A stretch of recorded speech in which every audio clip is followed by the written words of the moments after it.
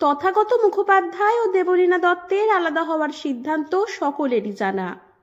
সম্পর্কের ইতি ঘটায় প্রশ্ন উঠেছিল, কেন তারা বিচ্ছেদের পথে হাঁটলেন? বর্তমানে অবশ্য তথাগত ও দেবলীনা দুজনেই নিজে নিজের জীবনে অনেকটাই এগিয়ে গিয়েছেন। তথাগত এখন আলোক বর্ষা বসুর সঙ্গে সম্পর্কে রয়েছেন। মাঝে মধ্যেই সোশ্যাল মিডিয়ায় তাদের একসঙ্গে নানা ছবি ও ভিডিও পোস্ট করতে দেখা যায়। অন্যদিকে দেবলীনা দত্তের নতুন সম্পর্ক নিয়ে টলিপাড়ায় জোর গুঞ্জন। শোনা যায় অভিনেতা সৌম্য বন্দ্যোপাধ্যায়ের সঙ্গে নাকি তার এক বিশেষ সম্পর্ক তৈরি হয়েছে। অনেকেই দাবি করেছেন খুব শীঘ্রই এই সম্পর্কের আনুষ্ঠানিক ঘোষণা তারা করতে পারেন।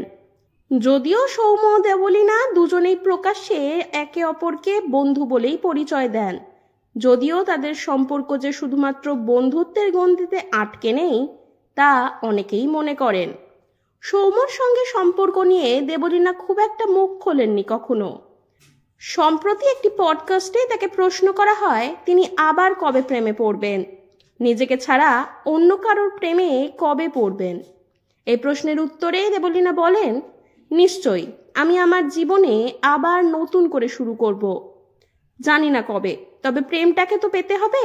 প্রেম তো একটা আবেগ। এই প্রেম নিয়ে সচেতন সিদ্ধান্ত তো নেওয়া যায় না।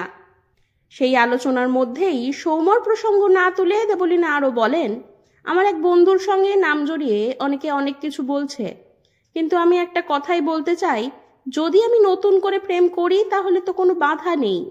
তথাগত নিজের মতো জীবনে এগিয়ে গিয়েছে, আমিও জীবনে এগিয়ে গিয়েছি। এখন যদি নতুন করে আমি প্রেমে পড়ি তাহলে তো কেউ আমাকে আটকাতে পারবে না। তার এই বক্তব্য থেকেই স্পষ্ট দেবলীনা অতীতকে পিছনে ফেলে নতুন জীবনের পথে হাঁটতে প্রস্তুত।